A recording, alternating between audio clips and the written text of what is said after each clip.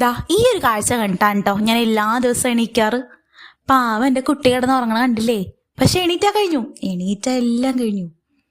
ഈ ഒരു സിസ്റ്റമേ ഇടയ്ക്കിടയ്ക്ക് റീസ്റ്റാർട്ട് ആവണോട്ട് തന്നെ ഭയങ്കര ബുദ്ധിമുട്ടാണ് കൺട്രോളിങ് ഇപ്പം. അങ്ങനെ ഇതൊക്കെ കണ്ടുകൊണ്ട് ഞാൻ നേരെ പോയി എങ്ങോട്ട്, അടുക്കളയിലോട്ട്. അടുക്കളയിൽ ചെന്നിട്ട് പ്രത്യേകിച്ച് ചെയ്യാൻ എനിക്ക് വലിയ പണിയൊന്നുമില്ല, എൻ്റെ അമ്മയെല്ലാം ഉണ്ടാക്കി വെച്ചിട്ടാണ് പോയത്.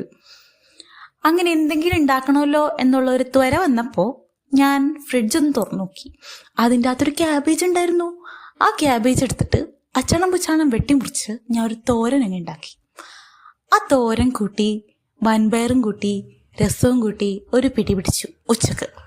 അങ്ങനെ അതൊക്കെ കഴിഞ്ഞ് വയറൊക്കെ നിറഞ്ഞ് അങ്ങനെ ഇരിക്കുമ്പോഴാണ് പിന്നെയും എന്തെങ്കിലും ചെയ്യാൻ എനിക്കൊരു ത്വര വന്നത്. അപ്പോൾ അത് വെറുതെ വെച്ചുകൊണ്ടിരിക്കാൻ പാടില്ലല്ലോ ത്വര. അപ്പം ഞാൻ അങ്ങോട്ട് പുറത്തോട്ടൊന്നും അങ്ങോട്ട് ഇറങ്ങി. താണ്ടാ പുറത്തോട്ട് ഇറങ്ങിയപ്പോഴാ എന്താ ഭംഗിയില്ലേ പുറത്തൊക്കെ. പുറത്തുള്ള ചെടികൾക്കൊക്കെ ഇത്ര ഭംഗിയുണ്ടെന്ന് ഞാൻ ഇപ്പോഴാണ് അറിയണേ.